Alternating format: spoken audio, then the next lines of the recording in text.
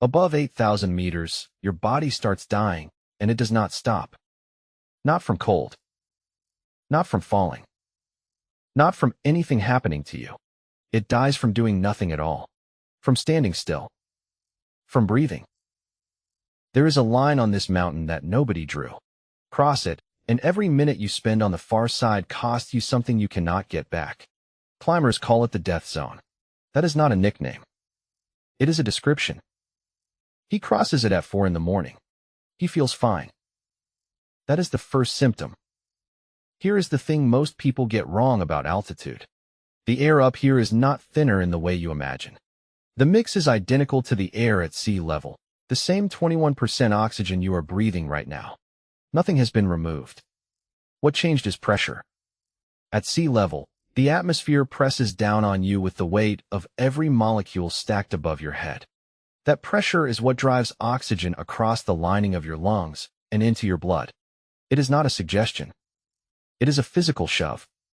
At 8,000 meters, roughly 2/3 of that atmosphere is below you. The shove is gone. So oxygen arrives at your lungs and simply sits there. Present. Unusable. Your blood runs past it and comes back nearly as empty as it left. At sea level, your arterial oxygen saturation sits around 98%. Near the summit of the highest mountains on Earth, it can fall to the 50s. If a hospital measured that number on a patient at sea level, they would treat it as an emergency airway crisis. He is walking uphill with it. The body has an answer for low oxygen. It has several. All of them work below 8,000 meters. Above it, every single one turns against him. He breathes faster. Up here, his rate can climb past 40 breaths a minute at rest. On any exertion, far higher. It moves more air. It also blows off carbon dioxide, and carbon dioxide is what tells his brainstem to keep breathing at all. So his own breathing quietly removes the signal that drives it. He makes more red blood cells.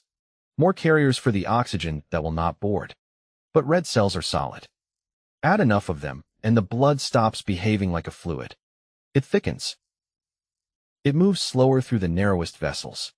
In the coldest, most distant parts of him, fingers, toes, the back of the eye, it begins to sludge. Small vessels in his arteria start to bleed. He will not notice. Not yet. He stops digesting. Blood is pulled from the gut toward the heart and brain. Food sits undigested.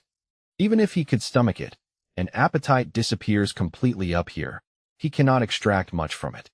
So the body opens its own reserves. It burns fat. Then it starts taking apart muscle for fuel, including, eventually, the muscle he is using to climb. Every hour above this line, he is dismantling the thing that is carrying him. There are 3 of them on the rope. He counts 4. The 4th walks slightly behind and to the left. It keeps pace. It does not speak. He is not frightened by it. That is the strange part, the part climbers describe again and again afterward and cannot explain. It feels like company. Like someone sent to help. This has a name. Mountaineers and polar explorers have reported it for more than a century. A calm, benign presence that appears at the outer edge of physical limits and walks alongside. Some have described taking direction from it. Some credit it with getting them down. There is nobody there. His brain is running on roughly half the oxygen it was built for. And a brain short on oxygen does not shut down cleanly, section by section. It keeps generating experience. It just stops checking that experience against the world. The presence is not a message. It is what a mind does when the machinery that separates outside from inside runs out of power. By this point, other things have started slipping too. He does simple arithmetic wrong. He checks his oxygen regulator, then checks it again 40 seconds later with no memory of the first time. He is aware that he is slow. He is not aware of how slow. Judgment fails before balance does. That is the cruelty of the sequence. The part of him that would decide to turn around is already gone by the time his body gives him a reason to. Oxygen-starved vessels in the brain begin to leak. Fluid moves out of the blood and into brain tissue. The tissue swells. Anywhere else in the body, swelling is a nuisance.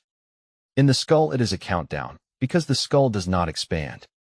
It is a sealed box with a fixed volume. Whatever swells inside it presses on everything else. And there is only one direction for the brain to go, down, toward the opening at the base where it meets the spinal cord. The clinical name is high-altitude cerebral edema, HACE. The first reliable sign is not headache. Headache is everywhere up here and means nothing. It is ataxia. He cannot walk a straight line. Asked to place one boot directly in front of the other, he steps wide, corrects, steps wide again. A climber who cannot pass that test at 8,000 meters has, at the outside, hours. And the only treatment that reverses it is descent. Not oxygen. Not drugs. Not rest. Altitude itself is the disease, and the only cure is to be somewhere lower. At any other emergency on Earth, this is where help arrives. A helicopter has touched the summit exactly once. Empty. For seconds. Rotors need air to bite. Up here there is barely enough to hold the machine itself, let alone lift the second man off it. A rescue party would have to climb into the death zone themselves, in the same collapsing state. Then carry a man who cannot walk down terrain where a healthy climber uses both hands. Bodies that have been up here for decades are still up here. Not from indifference. From physics. So the people around him make a decision that sounds monstrous from a warm room. On the mountain, it is simply arithmetic. They can stay, and there will be more bodies, or they can go down. They go down. He does not experience this as abandonment. He is not experiencing much of anything by now. Extreme hypoxia is not painful. It is not frightening. Consciousness thins out, and there is no alarm attached to it. No burning, no panic, no sense of suffocation. The panic reflex is driven by carbon dioxide building up. This has been blown off for 12 hours by his own overbreathing. He is dying of oxygen starvation without ever feeling short of breath. Every other extreme in this series has an outside cause. Cold takes heat from you. Thirst takes water. Starvation takes fuel. Altitude takes nothing. It just removes the pressure that made the whole system work. And then everything you are made of continues functioning exactly as designed and destroys you. The death zone is not a place where the mountain kills climbers. It is the altitude at which a healthy human body, resting, doing nothing wrong, loses ground faster than it can recover. There is no acclimatization here. No adaptation. No number of days that makes it survivable.